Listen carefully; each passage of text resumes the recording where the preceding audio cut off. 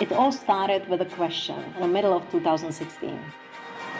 Why there are so little women in data and tech? Me and my male co-founder Pavel, we were discussing this, and we decided to organize an event for women only to teach them about tech and data, to inspire them to learn more.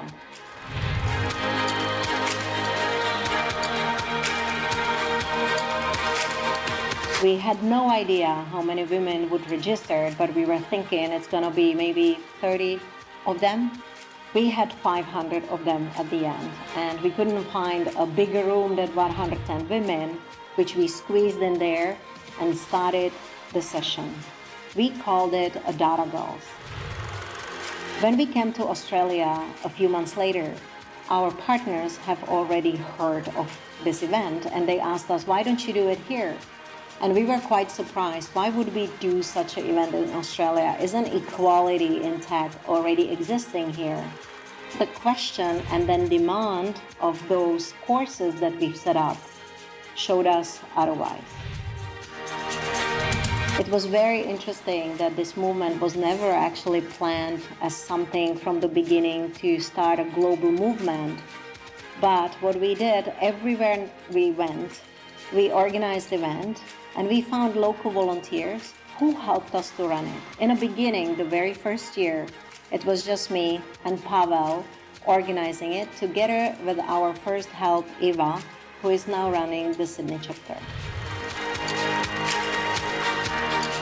4 years later, we do have close to 120 volunteers in 16 countries around the world, and we taught over 8,500 women about data and tech, but as well about some soft skills and about digital marketing.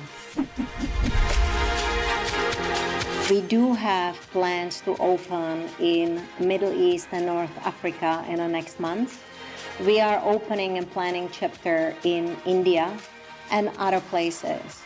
This movement would not exist without the incredible help of individuals, our volunteers, our instructors, people who helped us on our way, and our partners. So celebrating the 4 years now is a great moment for all of us who helped us to empower women around the world.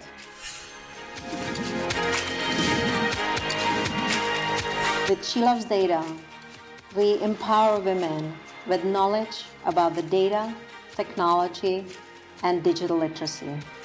Check us out and join us.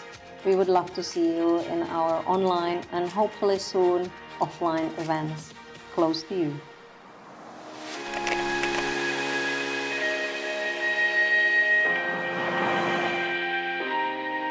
Good morning, everyone. Welcome to the launch of She Loves Data London. We will be starting very shortly, so we're going to let a few more people join our webinar. So you've got probably another minute to grab a coffee or a cup of tea or a drink of your choice before we get going with today's program.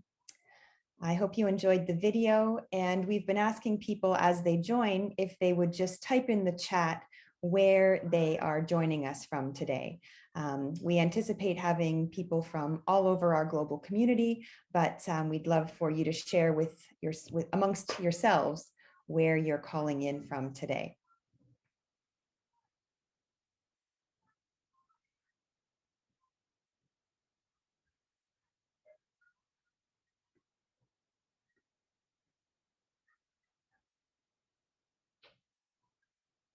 It's fantastic. We've got people obviously from the London area, people from as far as Singapore, all across Southeast Asia.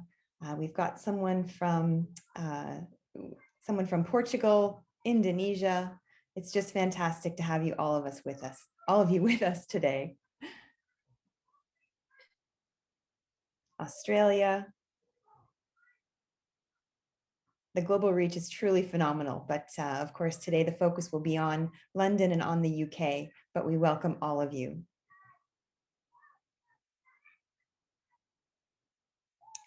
Great. So again, we've got quite a packed program today, so I think we'll get started. Again, welcome to the launch of She Loves Data London. This will be our 18th chapter in our 17th country, and it's helping us to extend our global reach and bring our data tribe to the UK. It's really an exciting day for all of us, as Prerna and her team have been working incredibly hard at this challenging time to plan this event and begin building the She Loves Data community for you here in London. And she'll be sharing more with you about that later on. So let's just take a quick look at the agenda. If we could go to the next slide, please. Actually, sorry, just quickly before we go there, I just wanted to cover a few housekeeping items. Today's event is a webinar, so your cameras are off and your microphones are muted, but we do encourage your interactive engagement. So feel free to keep using that chat function to make comments about what the speakers have said and chat amongst yourselves, and certainly use that if you have any technical problems. I also want to call your attention to the Q&A box. We will be opening, sharing your questions with some of our panelists later, so feel free to put your questions in that Q&A function and we'll get to them later on. And just one final reminder, this session is being recorded and we will be sharing this with all attendees and registrants later this week. Okay, so again, I should, I guess, start by introducing myself. My name is Renee, and I'm the Global Expansion Lead for She Loves Data. So my role here tonight is to tell you a little bit more about our organization and to sort of pass the torch on to Prerna and her team as they launch this next chapter for us. So She Loves Data is a nonprofit organization that is completely run by volunteers. For those of you who didn't see it in the video, we were founded in Singapore in 2016. And as you can see, our mission is to empower women with free tech and data education, and through the Data Sisterhood, a global, diverse, and inclusive supportive network. We envision a world where women co-drive the ongoing tech revolution on equal terms. So really, we focus on the importance of diversity, data, and digital literacy by conducting free workshops, seminars, and meetups for women. We help women to embrace data and tech in order to get them ready for the future of jobs, and create their local and global support network, the Data Tribe. Can we go to the next slide? So here's a snapshot of our current reach. As I mentioned, this will be our 18th chapter in our 17th country. And it just thrills me every time I see this map. We're just adding more and more chapters as we go. And as you can see, we've held over 140 events. And I'll say a third of those were last year during the course of the pandemic, which was truly a phenomenal feat on the part of our volunteers. And again, over 10,000 women trained, which is just remarkable. Our focus, as I said, is really on building our community, both globally as well as locally and regionally. And of course, today's event is the perfect example of that, because I know we have attracted women from as far as New Zealand and the US, as well as those of you based in the UK, across Europe, and as far as the Middle East and North Africa and Southeast Asia.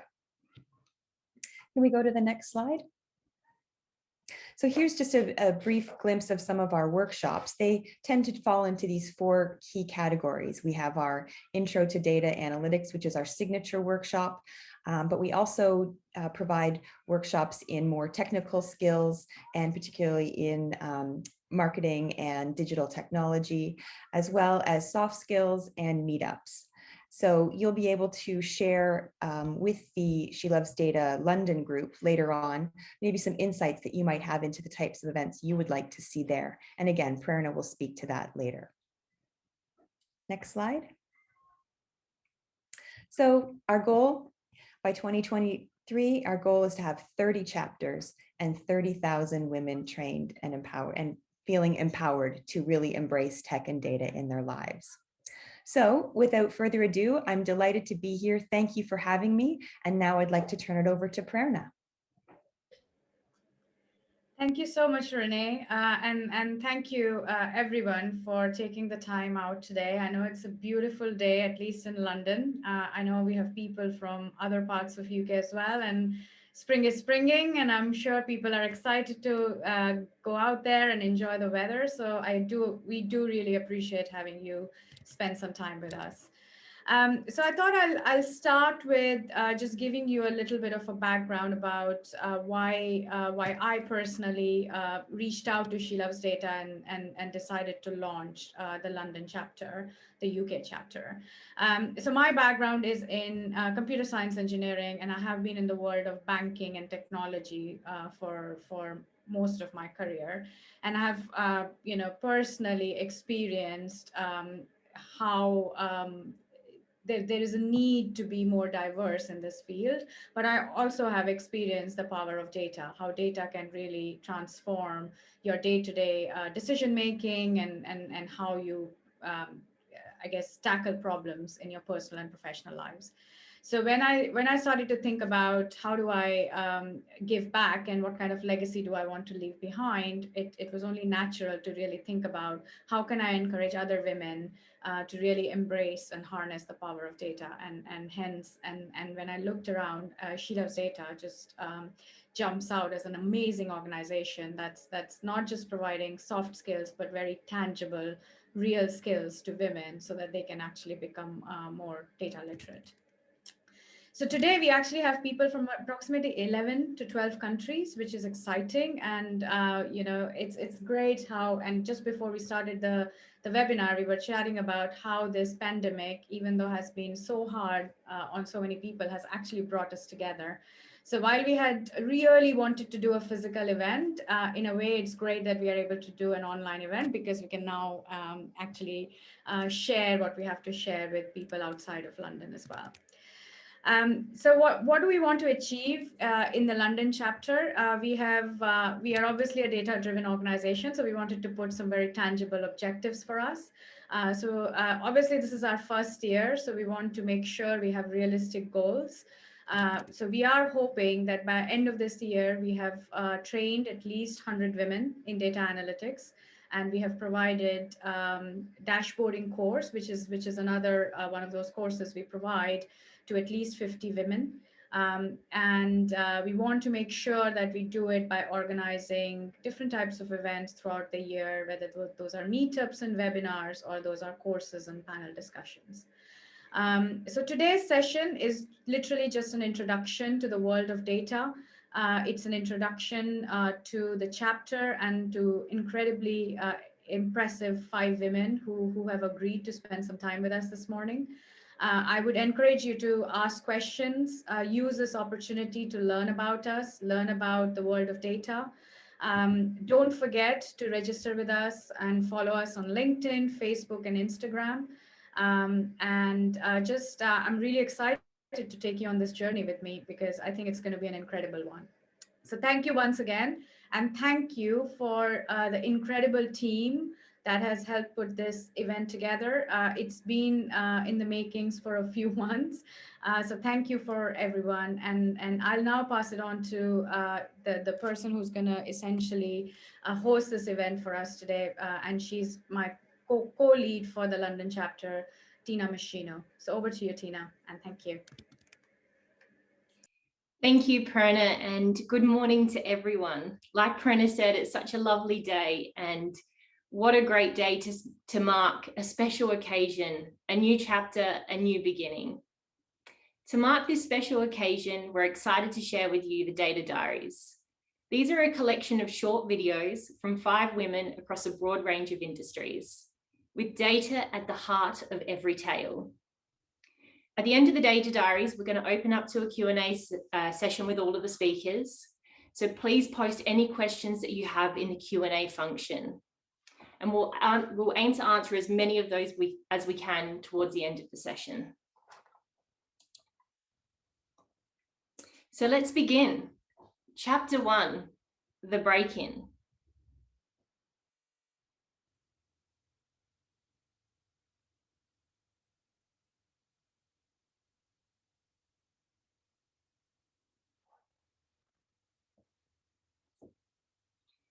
If you just give us one moment, I think we're just bringing up some slides in the video.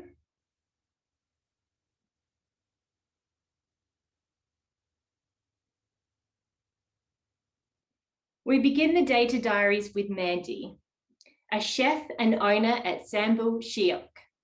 From law firm to kitchen, we will hear how Mandy left the law behind and how she harnessed the power of data via social media to break into the Guardian's top 20 restaurants in the UK.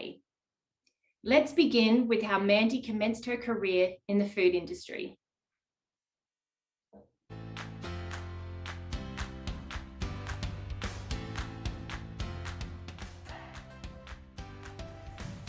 My first job was as a lawyer, a corporate lawyer, where I was essentially a glorified data processor, hard coding my clients' instructions into legal documents. Then I changed careers and wanted to join the food industry, but I had no idea how to run a food business. So I spent a lot of time doing market research. Part of this research, i.e. collecting data, was figuring out that a street food store would require the least startup capital, and it seemed the easiest way to start. So I went to all of the street food markets around town, speaking to traders, figuring out what equipment I needed, watching customers to see what products they were buying, what sold best. All of this market research led me to come up with my unique chicken satay burger. I was able to break into the food industry by using social media. So Instagram, Twitter, Facebook, and all of these platforms really allowed me to exchange data with my customers, i.e. information. So I was able to reach a very wide audience for free. So for example, when I am thinking about where to take the menu, I might ask a question on social media, asking customers, what do you want me to do? What do you want me to offer? And they will tell me. So using customer feedback, i.e. data, really allows me to take my business forward.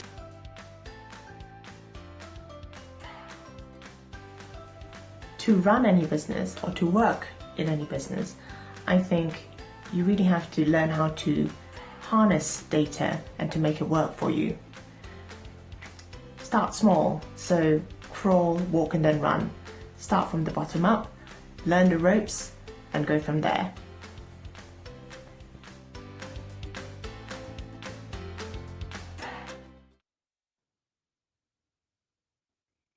That was some great advice to start with, Mandy. I really liked how you started. You said, let's start with something small and then build from there. Mandy, you talked about the importance of collecting data from your customers to inform your business decisions. In a world where everyone is a social media user, how do you distinguish your data from everybody else? So I try to be as real, as genuine, and actually really very transparent when I'm on social media platforms. I'm not afraid to tell people what I'm honestly feeling or troubles that I'm facing, which has been really powerful actually during the last year, because it's allowed me to tell my personal story. And I think that's really engage with people because people want to know what's going on, how hard it is to run a business, and really want to help and try to support. So yeah, just being very, very open about everything that's going on has really helped me push the business forward, I think. Thank you, Mandy. You really reminded us how we're surrounded by data and the tools such as social media and how that can be used for the collection and sharing of data, which actually takes us quite nicely to chapter 2. Data is everywhere.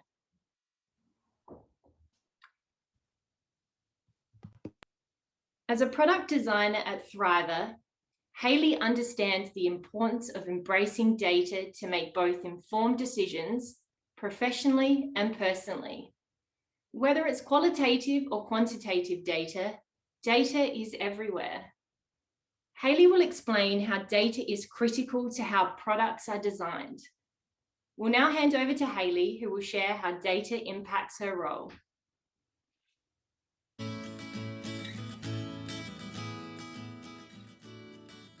I use data to make informed design decisions before handing over to developers. An important part of my work is looking at data post-project launch, particularly digital experience analytics. When I'm given a project to work on, instead of jumping straight into the solution, I need to understand the problem space. This is where I use quantitative and qualitative data. Once I understand the problem I'm designing a solution for, I would form a hypothesis, and as a team we would then look at how we would measure.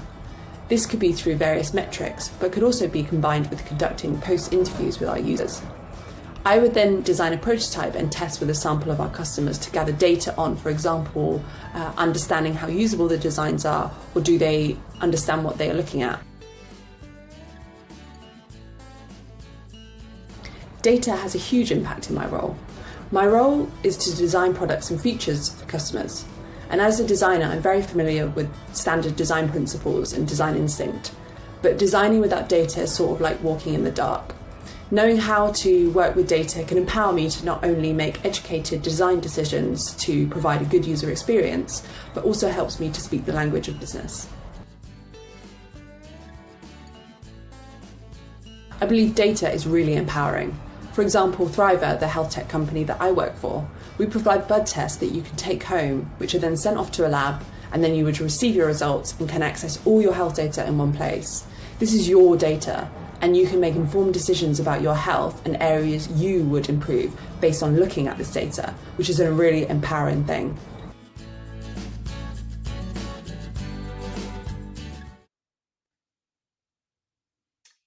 Hayley, it's absolutely clear how critical it is to your day job in designing products, how data forms part of that. But I'm sure it comes with its challenges too. So what kind of biases exist in data and how do you navigate them to make the right decision? Sure, I can first talk about selection bias. And this occurs when data is selected subjectively, and as a result, the sample used in data collection is not a good reflection of the population. And in my experience, I found selection bias to happen in surveys or usability studies when looking to improve a particular feature, as often customers that self-select for these are not necessarily representative of the entire customer base, which then means the data that I'm collecting could be skewed towards a particular type of customers. And off the back of that, you're making decisions to improve a feature that might not fit with expectations of your wider customer base. And how I navigate this is actually acknowledging it, acknowledging that biases are actually there and making people aware that they're there, and the results may only apply to certain groups. And it's also making sure how you collect the data in the first place is fair, like setting clearly defined goals and requirements for a target audience so you can make the right decisions off the back of this. There also can be biases when collecting data, in particular, asking leading research questions. For example, how amazing was your experience with the customer service team? This is already biasing them to an outcome that you would want, which would then skew the data you collect.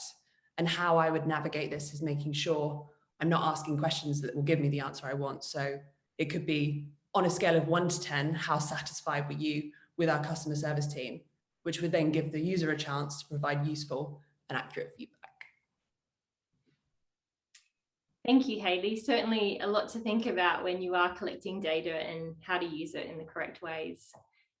Next up, we have chapter 3, changing the perspective. Our next data diary is from Yulia, a business intelligence manager at GoCardless. Yulia will challenge us to change our perspective on how data can be applied to any role or situation. Yulia believes that you do not need data in your title for it to be relevant to you. Yulia will highlight how data can give you a competitive edge, and we'll begin with sharing her views on how data has revolutionized the fintech industry.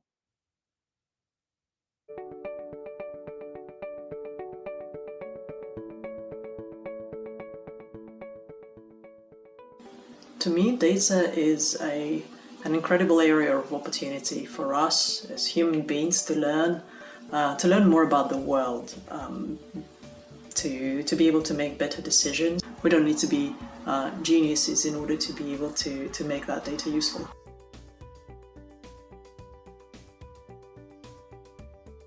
Well, I am data analyst by trade, which means I talk about data, think about data pretty much on a daily basis. However, this is not to say that if your job title doesn't contain the word analyst in it, that you can't do anything about data, or you shouldn't be. Chances are, if you're a nurse or a politician or a sports person, you can benefit from applying data to your daily routines and seeing what you can improve.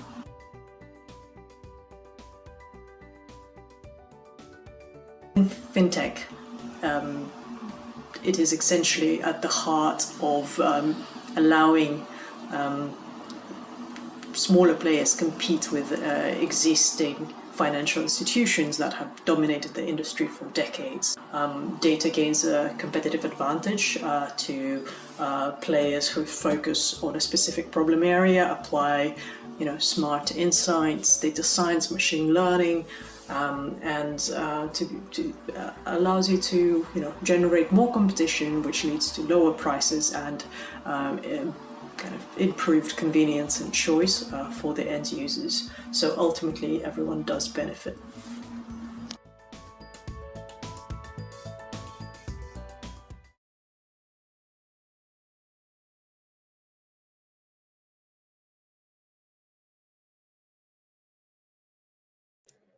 Tina, I think you're on mute. Sorry. Thanks, Prerna. As Yulia said, you don't need data. You don't need data in your job title or your job description for that matter. Anyone can apply data to their role. Yulia, what tools or training would you recommend to someone who wants to get better with or start using data to inform their decisions? Thank you, Tina. I think we're lucky to live in a time where we're spoiled by choice of tools and resources available, and many of them are free. Everyone attending this webinar, for example, is already doing something right, reaching out and finding this community of like-minded people who have more experience or have some experience using data. So that's the first step. And I think the second step is really to figure out what it is that you want to learn exactly. The tools are abundant, really. You can start with things like quite basic things like Excel or Google Sheets. Even there, those tools can allow you to, get the fundamentals of data visualization right, and even learn a little bit of SQL. And SQL really is the common language for how you approach or extract data. If you want to go a little bit more advanced, you can go and learn R, Python, various libraries within it. There's so many courses available on Coursera, on Udacity, on DataCamp, many of them which you can sign up or you just research online. There are also in-person boot camps, although that's not really happening at the moment. But yeah, basically you can learn a lot of things in your own time. But be sure to ask the right questions and stay curious. Thanks, Yulia. That's really useful, practical advice. But I guess things aren't always smooth sailing for everyone, which leads us to chapter 4. The struggle is real. Our next speaker is Jana, a passionate data and diversity champion who founded Miro, and she loves data. Being an industry leader for more than 20 years, Jana hasn't always found things easy. In particular, there being a lack of female role models in her early career and needing to find her own management style in male-dominated environments. Not one to let obstacles stand in her way, Jana embraces differences and turns them into competitive advantages. Jana will begin with how she uses data in her role.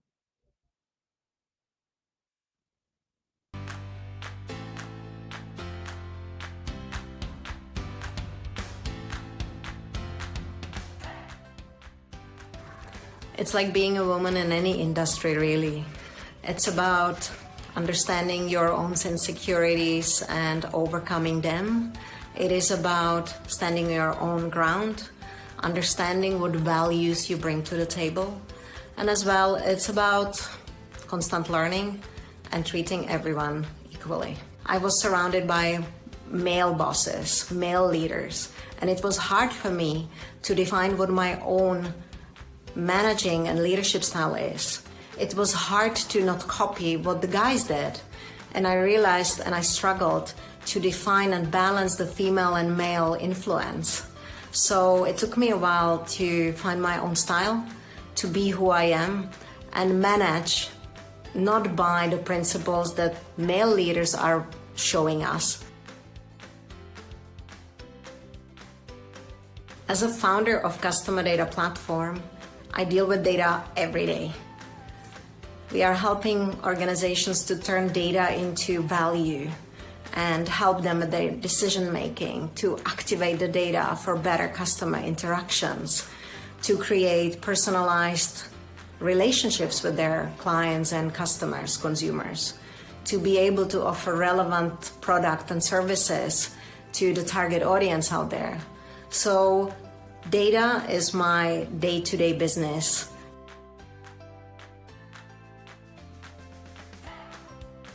Be curious, go and learn new things. Always, put up hand when there are new opportunities, because usually those new opportunities, new areas bring new career steps and possibilities to excel. I as well think it's very important to understand your own differences and turn those differences into advantages.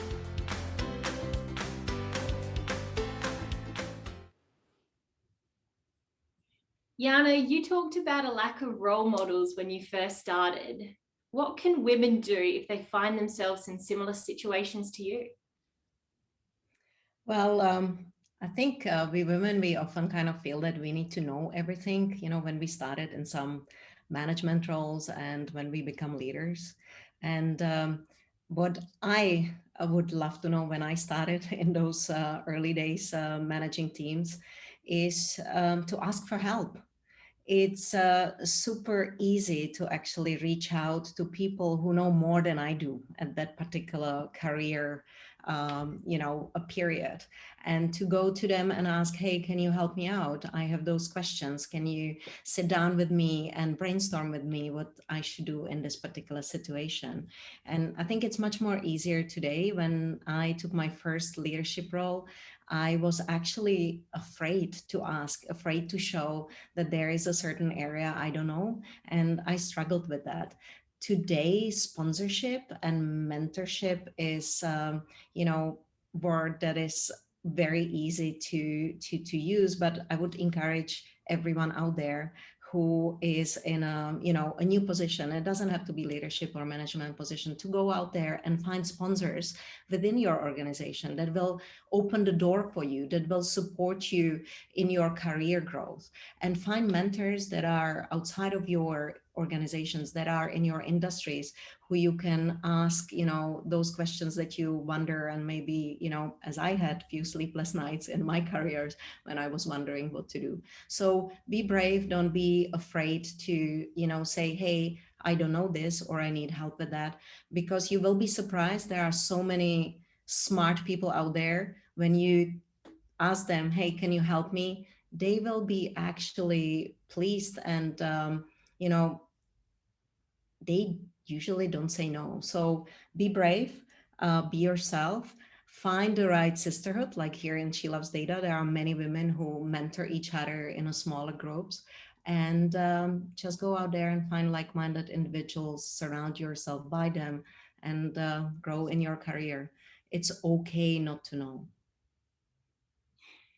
Thanks, Jana. That's some really great advice, and just really interesting to hear how you've overcome those challenges, and some great examples for all of us to remember when we find ourselves in very similar situations. And that brings us to our final chapter, chapter 5, and they lived happily ever after. We end the data diaries with Dr. Karoline, an associate professor researcher of psychiatry at UCL.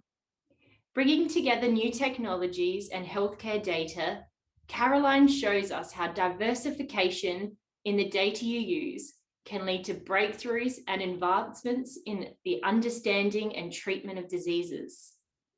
let's now hear how Dr. Karoline,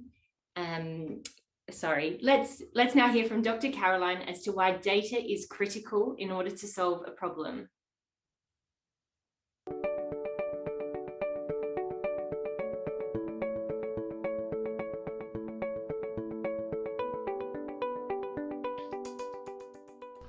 Using new technologies, we translate genomic information into data. We then search the entire genome for mutations that link to the disease. A new development is the use of electronic healthcare records. These records from GPs and from hospitals enable us to learn ever more about the disease, about trajectories, and other risk factors linked to them. Combining this with genetic data can be extremely powerful.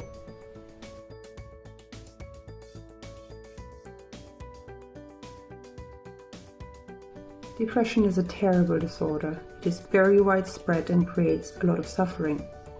But we still have a very limited understanding of the causes of depression.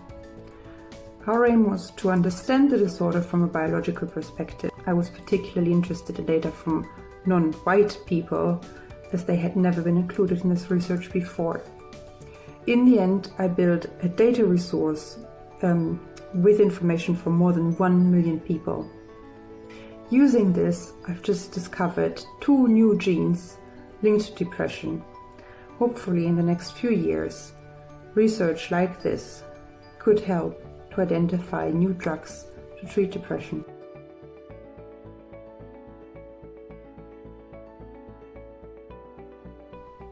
Our brain is actually a fairly good data processor. However, our brain is imperfect. In particular, the need to make some decisions fast based on limited data has led to a set of shortcuts. Being aware of this means we can put a healthy bit of distrust in our automatic decisions.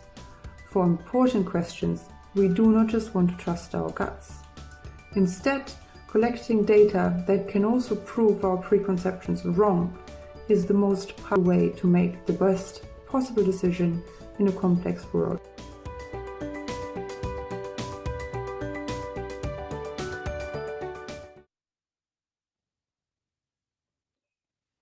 Dr. Karoline, it was so interesting to hear how data plays a key role in your research to help solve important societal issues such as depression.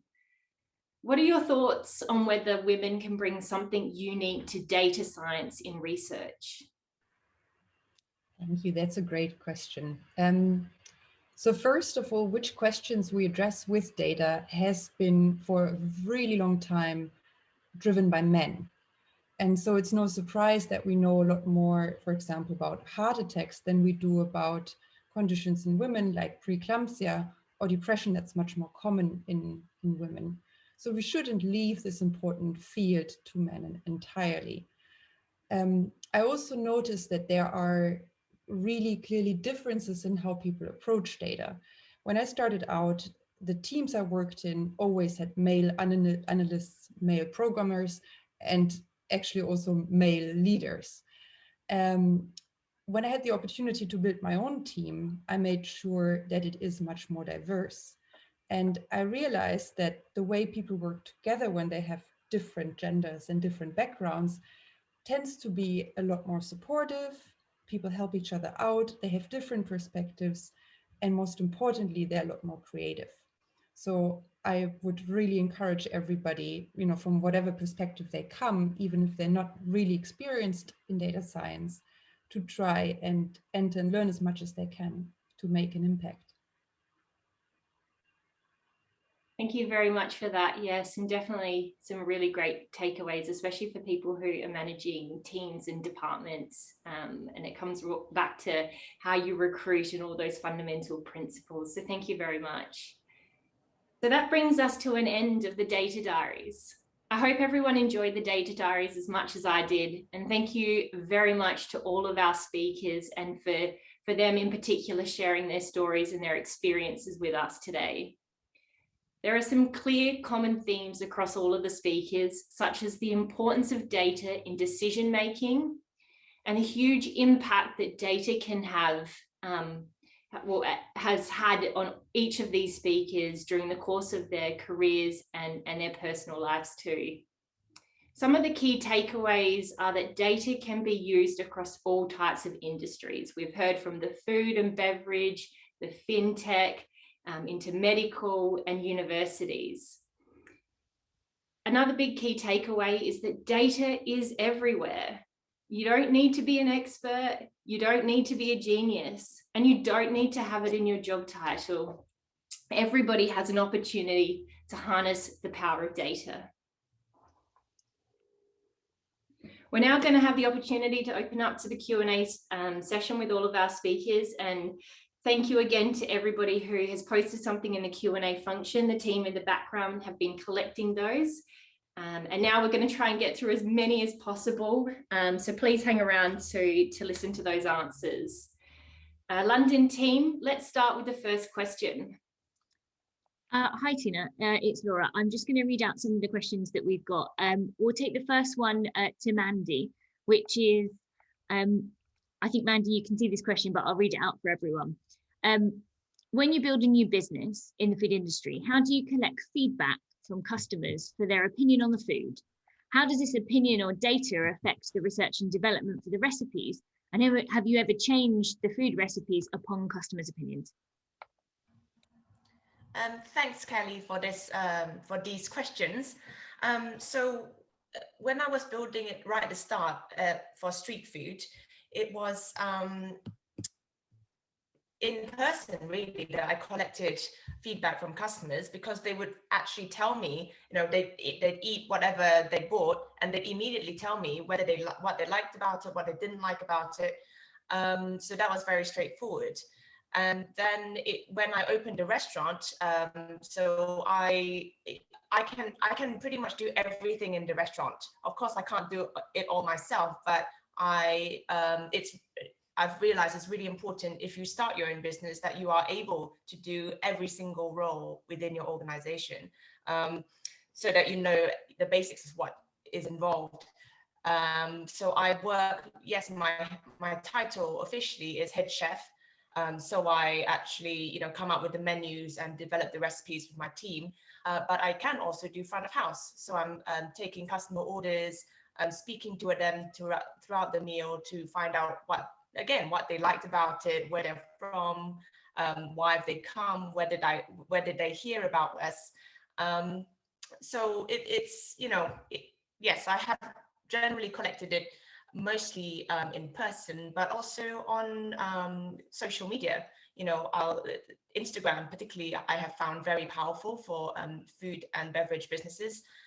Things like, it's Instagram stories, you can ask questions to people and they'll give you feedback, like literally, what would you like me to sell next week? And they'll tell you. And then it's a very simple case of numbers and just going with the most popular option. Sorry, there was a few questions. So that's the first one. Yeah, so you had, I think you've done feedback from customers, how these opinions and data affect your research and development, and then have you ever changed a food recipe upon a customer's opinion? Okay, so in terms of, I would say that I very much believe strongly in my product. I don't change my recipes typically to suit what customer wants. My restaurant specializes in laksa, which is very spicy for me, because I like my chilies. It's a spicy noodle soup. And a lot of people say, oh, this is too spicy for me. Or this isn't like the laksa I'm used to, but well, it's my recipe and it's my product, it's my restaurant. So no, I think, stick to your guns, and if your product is good enough, people will come back, and you just have to sort of ignore the haters. I found that the only way not to get criticism is to not do anything at all. But yeah, what's the point of that? So yeah, just stick to your guns and so know how to filter is a good word in terms of feedback. And every now and then there'll be a kernel of truth that I can act on. So in terms of what customer tells me, but fundamentally what people are paying for in my mind when they come to the restaurant and buy my products is my taste and what I believe is good in terms of showcasing Malaysian cuisine. I hope that answers all three questions. Thank you, Mandy. Yeah, that's super interesting just to understand what happens behind the scenes, because I guess we all just go to a restaurant and expect to enjoy our meals, but there's so much more that's going on. And it's just really interesting to hear how you diversify your role in particular. I think the traditional just reading what your job title is doesn't necessarily tell the whole story. So thank you again for sharing that. London team, have we got another question? We do indeed. So we have a question from Hina for Hayley. It says, also on the topic of Hayley's interesting point of data biases, how do you envision a more represented data environment in the future? I think before sort of the future happens, we need to make sure that we are all aware of those biases that are happening. In my, early on in my career, when I was a junior designer, I would, when I talked about the leading questions earlier, I was very aware that I was doing that. And now I've become way more informed about biases that are out there and making sure that other people are informed, especially within my team and the research team and the company.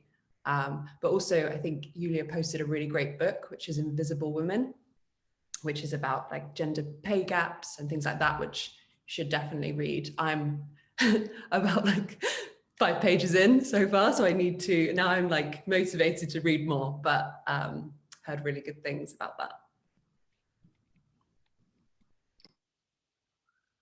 Thank you very much, Hayley, and a nice little prompt you into Yulia's book as well. Certainly one that I'm going to take away and pick up afterwards too. London team, do we have another question for our speakers? Yes, we certainly do. So that's a nice segue. So a question for Yulia, actually. It says, this is from Barbara. I'm a data analyst for a charity that only knows Excel and are currently unwilling to branch out or invest in using other technologies, e.g. Tableau, Power BI, Python. Should I be focusing on making the most of Excel or trying to nudge them in the direction of being open to other tools? I think that's a great question. I think data or good analysis and analytics don't have to cost an arm and a leg. I think you can do.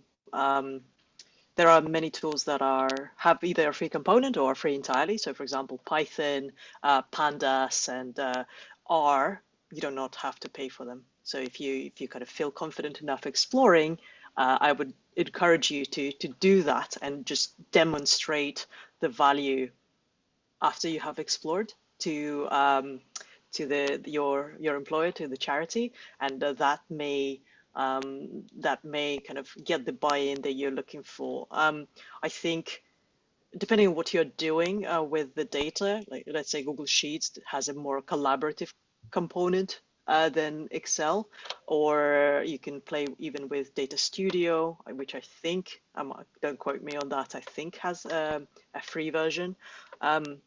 And even Tableau, even the commercial tools, Tableau has Tableau Online with which you can play with too. So I would say try and kind of push for that cultural shift within the company that you're working for, but you might have to do a little bit more legwork to demonstrate the value of the data by doing something yourself and sharing it with the leadership. And I think I just want to add that we are going to be offering some courses, free courses throughout the year. So stay tuned. So you can actually just get trained in some of these free tools that Yulia is talking about. So hopefully in that respect, your employer will see you not only trained, but it's also free. So hopefully that will give you that initial I guess, support to be able to introduce this new culture and new way of doing things. So yeah, please do engage with us and join us on some of these courses.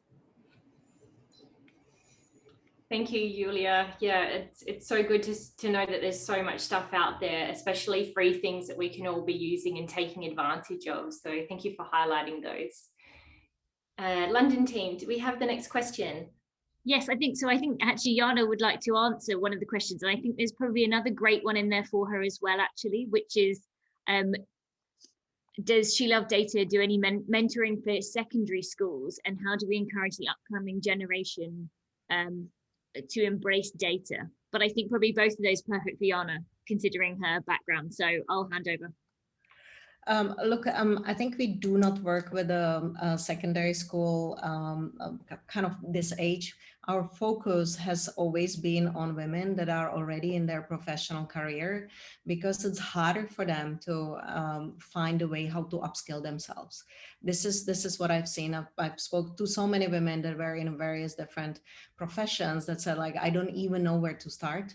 You know, what do I do to kind of find my bearing and build some technology foundation, you know, to get this literacy, technology and data and digital literacy. So this is what is our main focus. But as Prerna mentioned, we are doing now certification programs on data visualization, on various different data topics together with SMU. And we are seeing much younger audience joining our workshops, because it's really very true. It's important to start early. But what we've been kind of looking at is when we start empowering women, they will then teach their daughters and they will support them, because they will have a good foundation in technology and digital field.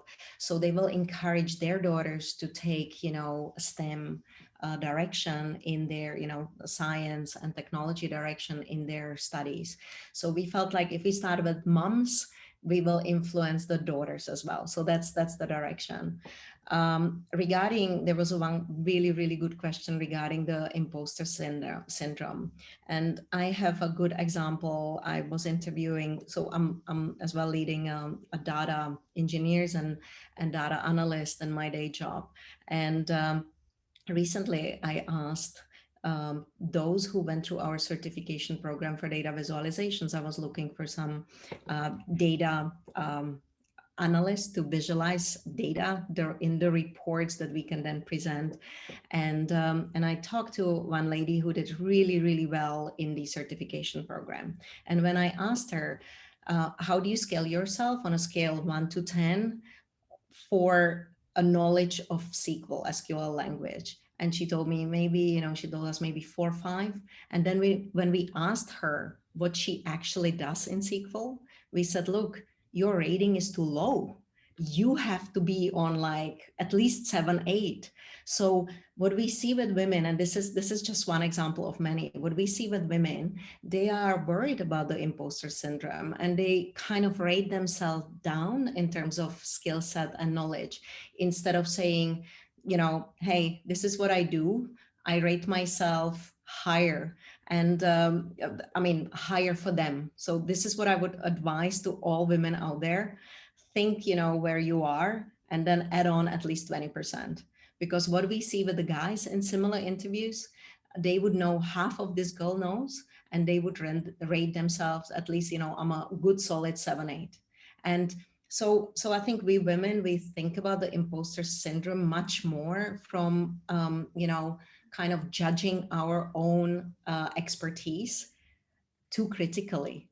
So if you're listening, you're going through any interviews, you know, be brave and give yourself a little bit more credit, because we usually, women, we kind of downgrade ourselves. So think about it positively. Ask your male colleagues, where would you rate yourself when you do this? They will tell you, and then compare it to yourself, benchmark yourself with the guys, and really add on at least 20%, because usually that's what we see, that's the gap. So all the women listening today, forget about imposter syndrome. Just go out there and try and say, hey, this is what I know, list it, and tell them I'm ready to learn. Because today you cannot know everything. You really have to be ready to learn, adapt, and be agile in a way how you basically go through your career, especially in tech and data. Thank you, Jana. Yeah, like really, really interesting point, and very, very much valid. And certainly personally, I've gone through those exercises myself as to why I shouldn't apply for a role and why I think I'm not qualified. But actually, yeah, you're kind of underestimating what you actually can do. And sometimes it just helps talking with somebody, you know, whether it's your partner or your friends or your family, and getting them to actually challenge how you feel about yourself and how you've rated yourself too. So thank you very much for sharing that. I think we probably have time for maybe 1 or 2 more questions, London team. Sure. So we have one for Karoline, and it's from Maria, and she says, I'm really impressed by the work that you do. Can you please elaborate on some of the discrimination you faced during research and how did you overcome it? Oh, that's a great question. I'm wondering if you meant discrimination myself as a sort of a woman in science, or about also the research we do and the people we study. And maybe I can just briefly say a few things about both. I guess every woman in a leadership role on this path, you know, probably whatever the field has experienced major challenges, starting with the fact that there were usually no female role models. I've seen that really repeatedly. And at some point, I made a conscious decision to seek out a woman in power who's very skilled, very knowledgeable. They're not many, but you look closely and you found them. And I took that job just because I wanted to work with her. And it changed my perspective entirely. And along the way, you often come across things where people don't, it still happens to me as a relatively young person, a woman in my group. I was the first to join as a faculty member in my department at UCL. And then we'll constantly go and do, you know, stupid jokes, not listen to you, cut you short, don't take you seriously. And you just got to keep going, ignore them, but the more conscious we are of these things, the better it is. And I just won't let it happen, and I will not let it affect me. I think that's the main thing. And then just keep going, keep going, keep going. And eventually, as we bring more women in, the entire atmosphere changes. And that's been happening in my department. The more women are around, you know, it's just, they can't crack the same jokes. Nobody's laughing. It's, yeah, so times are changing. And I think in terms of research, there's, I could talk about that for an hour, so I know I'm not supposed to, but that's a huge challenge. I mean, something maybe for everybody working with data to be aware of. Ask yourself if the data you're looking at really represents everybody who, you know, who's affected by that in also many ways. Which customers are you actually asking? Is that a random group? Are they the ones you should be? Or, you know, is there a bias in some way that it shouldn't be? And in science, there's a history of bias in genetic research, especially, which we have to really fight together as people on all sides to shout whenever we see it and demand for things to be changed. Thank you, Dr. Karoline. Really positive to hear that you are seeing the changes in the industry and just more generally, and that you're also contributing to that. So thank you for sharing. I think we have one last question for our speakers, London team, before we close. Sure. So we have a few more questions in the boxes, and I think the speakers will probably be able to answer them there.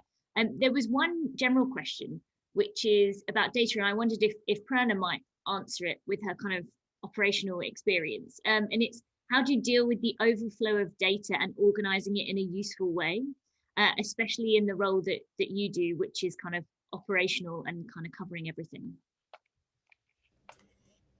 Yeah, that's a really good question. I think it comes with a lot of firstly knowing what data you are actually managing, what data you are analyzing, and what data you need to be using to make the decisions. I think there is a tendency in organizations to just create data for the sake of creating data, but not all, and that actually results in a lot of data overflowing with you're creating tasks for the sake of creating tasks. So I think step number one is really understanding what decisions do you really want to make? What is it that you're trying to solve? And then work backwards from there and saying, so what data do I need to solve those decisions? Rather than, I think most organizations start with, let's collect data, and then we'll figure out how do we solve the problem. So for me, it's actually starting with the end state and working backwards. And that goes with a lot of things. And it's the same for data, is starting with what you want and then work backwards. And I think that gives you the right structure to be able to use data more effectively. Very logical, Prerna. That brings us to a close of the Q&A. So thank you again to everyone who has put in their questions, and thank you very much to all of our speakers once again for contributing to this event and attending today and answering the questions. We really hope that everyone got something out of this, out of the event today. I'm going to hand over to Prerna now, who will give us a little bit more information about upcoming events in the London chapter. Thanks, Tina. I actually just want to, before I do that, and we have put on the screen the upcoming event. So before I do that, I just want to quickly ask one last question of all the speakers. If you want people to take away one thing from today's session, what would that be? And let's keep it to like literally 30 seconds. What do you think people should take away? One thing that will make an immediate and tangible difference in their lives. So let's start with Mandy, chapter-wise. I think believe in yourself. So the conversation just now about imposter syndrome, I think that was that struck a chord, because I used to be a lawyer. I'm not a professionally trained chef, but I know Malaysian food. So be confident and in your abilities, and know that you can achieve anything that you can put your mind to. So don't worry about titles and don't compare yourself to other people. Believe in yourself. Brilliant, thank you. Hayley. I would also actually say on a similar line, like imposter syndrome really resonates with me, especially in a design role and the way sort of I see data. So again, I would say like believe in yourself, and if you are on the call and you're maybe like a junior designer and you don't necessarily know how to start out, just gather everything that's there, and you can you just believe in yourself, and everyone can do data, and data is everywhere. Brilliant. Thank you so much, Hayley. Yulia? I really liked start small and build from there. I think don't be afraid to fail and just continue experimenting. Not everything is a technical journey. I think the softer skills and really trying to understand the user are other things that, or like putting things into perspective around data and just asking the right questions is the key. Fantastic. The lean practitioner in me strongly agrees with you. Start small, iterate, and learn and improve. So thank you for that. Jana. I would say be courageous, because as we've heard, it's okay to fail. It's okay to try. Learn from your mistakes, ask questions, and don't listen to people around you that say, no, don't do that, and kind of get you out of your direction. Just like define what your passion is, put it in whatever you do, and it's gonna be okay. Fantastic. Thank you, Jana. And last but not least, Dr. Karoline. I would urge you all to try and find some perseverance, because you need it, and creativity, because that's really what we're all lacking. And ask yourself, I think Jana said that, it's great, what can you bring to it? It doesn't have to be the same that everybody already brings and where everyone's competing. Maybe you have something unique and different to add. Brilliant. All of those resonate with me. I think it's so interesting how all of us probably feel very similar and just need to hear and be reminded that we are not in this alone. So thank you for that. And thank you for a fantastic session. I hope everyone enjoyed it as much as we enjoyed putting it together. As we briefly mentioned, there are lots of exciting events coming up, but specifically, as you have been seeing on the screen for a bit, the one which is coming up in March is a dashboard specialist program. There's lots of information on it available on our website, but we also have a QR code, so you can just scan it and register for it. It's free, and it gets you started on building some of those tangible skills that we talked about.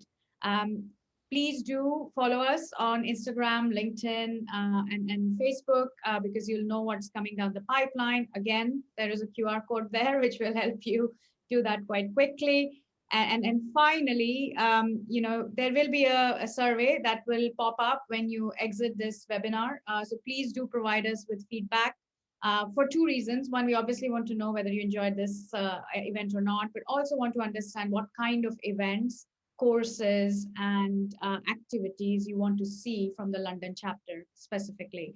And if you miss filling that webinar, don't worry, we'll be sending out an email later on as well with the survey link. So again, thank you so much. We are really excited to start this journey, and hopefully we'll see you again and you'll benefit from what everyone has to offer and what specifically She Loves Data has to offer. So thank you. I hope we will have the Laksa all together in London pretty much kind of at the end of this year. I'm hopeful. We shall see. If the vaccination schedule keeps up, then fingers crossed. Fingers crossed. Don't change the recipe. Keep it with a lot of chili. Yes, just carry on pleasing the people who really love your product, and that's it. Don't worry about everything else. Thank you so much, everyone. I want to wish good luck to London chapter. It's so exciting. Thank you for having me. It is really great to actually see that we are now in the UK. So good luck, the volunteering team. You guys did a great job. I had a great time. Thank you, and see you all at the next event.